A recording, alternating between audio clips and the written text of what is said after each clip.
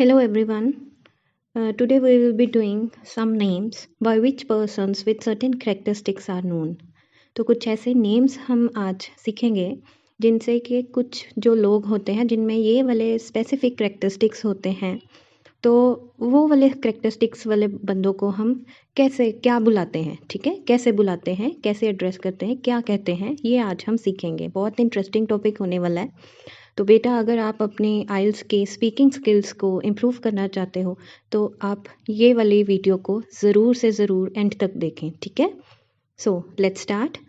First है one who looks on the bright side of things. तो उसको क्या कहते हैं? कोई ऐसा बंदा जिसका ये करेक्टरिस्टिक है, उसका ट्रेट है कि वो चीज़ों की ब्राइटर साइड को देखता है, हर चीज़ में पॉजिटिविटी ढूंढे वो, ठीक है, पॉजिटिविटी देखे। ऐसे बंदे को आप क्या कहोगे? सो such a person would be called as an optimist. क्या कहोगे? Optimist. ठीक है। So a person who looks on the bright side of things is known as optimist. Second है one who looks on the dark side of things. अब optimist तो हो गया जो पॉजिटिव देखे हर चीज़ में, ठीक है, कि इस चीज़ में पॉजिटिव हुआ है, ये काम में पॉजिटिव हुआ है, वो था ऑप्टिमिस्ट। लेकिन पेसिमिस्ट क्या होता है? जो कि डार्कर साइड ऑफ थिंग्स देखता है ज़्यादातर। तो आपने कभी देखा सुनी होगी वो वाली एग्जांपल कि कुछ लोग होते हैं, अगर हम हाफ जो है फिल करके ग्लास ऑफ वाटर उनके सामने लेके आएंगे तो उनसे पूछोगे, आप अगर किसी से पूछोगे कि हाँ ये ग्लास में कितना पानी है, तो कोई कहेगा कि आधा खाली है। तो खाली वाला कौन सा हो जाएगा? पेसिमिस्ट। जो कहेगा आधा भरा है वो हो जाएगा ऑप्टिमिस्ट। सो आई होप कि आपको थोड़ी बहुत समझ आई होगी ऑप्टिमिस्ट एंड पेसिमिस्ट क्या होते हैं। उसके बाद है one who devotes his service और wealth for the love of mankind. वो बंदा जो कि खुद को डिवोट कर दे for the love of mankind के कोई भी यहाँ पे मैनकाइंड का है कि कोई भी बंदा जो है अगर वो किसी और बंदे को, चाहे वो उसको जानता है चाहे नहीं जानता है, किसी भी और बंदे के लिए वो खुद की सर्विस जो है अपनी तरफ से कुछ भी उसके लिए करे उसके वेलफेयर के लिए, ठीक है, अपनी वेल्थ को शेयर करे या कुछ भी अपनी प्रॉपर्टी को शेयर करे, मतलब ह्यूमैनिटी को जो प्यार करे, इन शॉर्ट, ठीक है। तो ऐसे बंदे को आप क्या कहोगे? He'll be called as philanthropist. क्या होगा? फिलेंथ्रोपिस्ट। तो ये वर्ड याद रखना है। कभी भी आपको स्पीकिंग में अगर कोई बंदे की आपने प्रेज करनी है तो आप ये वाला वर्ड यूज़ कर सकते हो, फिलेंथ्रोपिस्ट, ठीक है। तो फिलेंथ्रोपिस्ट होता है वो बंदा जो डिवोट कर दे अपनी सर्विस को, अपनी वेल्थ को for the love of mankind, के दूसरे लोगों के लिए, ह्यूमैनिटी के लिए वो खुद को डिवोट कर दे, ठीक है। अब इसका ऑपोजिट हो गया हेटर ऑफ मैनकाइंड। वो क्या होगा? मीज़ेंथ्रोपिस्ट। क्या होगा? मीज़ेंथ्रोपिस्ट। याद रख लो बेटा, ठीक है। जो प्यार करता है ह्यूमैनिटी को, he is called as philanthropist, और जो हेटर होता है, जो उसको नफरत करे, वो कहते हैं मीज़ेंथ्रोपिस्ट, ठीक है। Next is one who walks in his sleep. ऐसा बंदा जो कि स्लीप में वॉक करे, उसको क्या कहते हैं? उसको कहते हैं सोमनेम्ब्यूलिस्ट। सोमनेम्ब्यूलिस्ट, ठीक है, SOMNAMBULIST। So a person who walks in his sleep is known as somnambulist, but the one who talks in his sleep, अब क्या है? वो बंदा जो बोलता है सोते हुए, उसको क्या कहते हैं? सोमनिलोक्विस्ट। क्या कहते हैं? सोमनिलोक्विस्ट। SOMNILOQUIST। सोमनिलोक्विस्ट।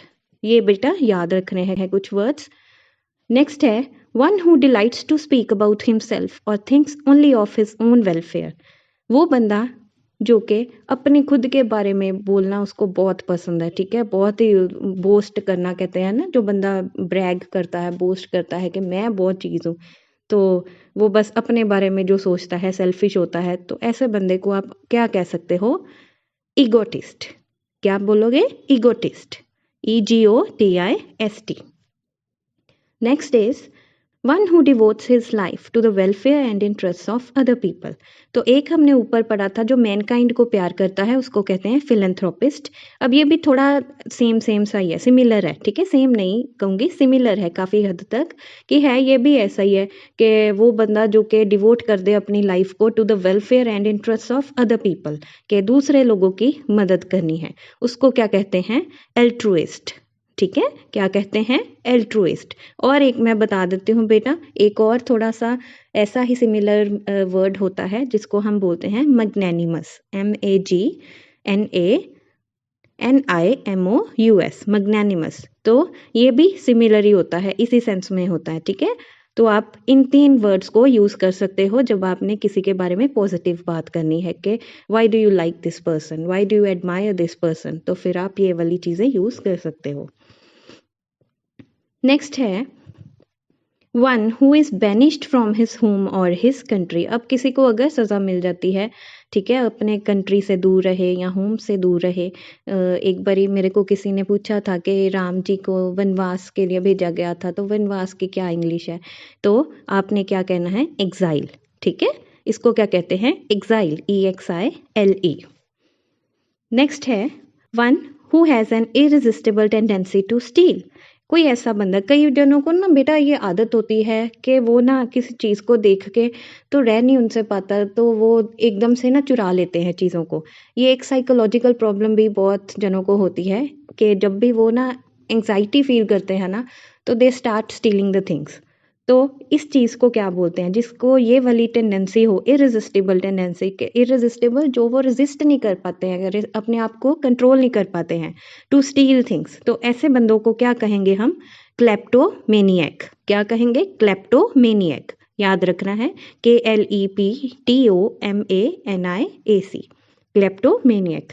अब कईयों को स्पेसिफिकली कुछ चीज़ें चुराने की आदत होती है, तो अगर किसी को स्पेसिफिकली बुक्स चुराने की ही आदत है, तो बुक्स के साथ कुछ भी रिलेटेड वर्ड आते हैं ना अगर, तो ज़्यादातर उनमें बिब्लियो लगता है। जैसे बिब्लियोग्राफी हम लिखते हैं, बिब्लियोग्राफी क्या होता है कि जब हमने कोई रिसर्च पेपर वगैरह लिखा है तो उसके एंड में हम बता देते हैं कि ये जो बुक्स हैं या जो भी और कोई रिसर्च पेपर्स हैं उनको हमने रेफ़र किया था।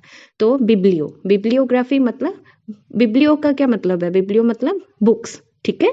तो ये है कि वन हु स्टील्स बुक्स, तो वो क्या हो जाएगा? बिब्लियोक्लेप्ट। जिसको इररेसिस्टिबल टेंडेंसी टू स्टील था वो हो जाता है क्लेप्टोमेनियक, लेकिन जिसको बुक्स स्टील करने की आदत होती है वो होता है बिब्लियोक्लेप्ट, ठीक है। तो स्टीलिंग के साथ रिलेटेड हो गया क्लेप्ट, बिब्लियो हो गया बुक्स के साथ related. Next is one who breaks images और चर्च ऑर्नामेंट्स। ऐसा बंदा जो कि चर्च के ऑर्नामेंट्स या इमेजेस को ब्रेक करता हो, उसको बोलते हैं आइकोनोक्लास्ट। आइकोनोक्लास्ट, ठीक है, ICONOCLAST। वैसे ये ज़्यादातर यूज़ नहीं होता, तो it's up to you whether you want to learn it और नॉट, लेकिन अगर आपको पता होगा तो ये आपके लिए अच्छा होगा। Next is one who dies for a noble cause. कोई भी बंदा जो सेक्रीफाइस कर दे खुद की लाइफ को फॉर ए नोबल कॉज, उसको क्या बोलते हैं? शहीद होना, जिसको हम कहते हैं। उसकी इंग्लिश क्या होती है? मार्टियर।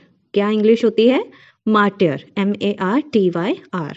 तो कोई भी जो ग्रेट लोग होते हैं, कोई सोल्जर्स होते हैं जो शहीद हो जाते हैं कोई भी नोबल कॉज के लिए, सोल्जर्स नहीं भी हों, कोई भी बंदा अगर है वो किसी नोबल कॉज के लिए, किसी और की जान बचाने के लिए या किसी भी और बड़ी वजह की वजह से अगर वो शहीद कहलाया जाए तो उसको हम कहते हैं मार्टियर, MARTYR।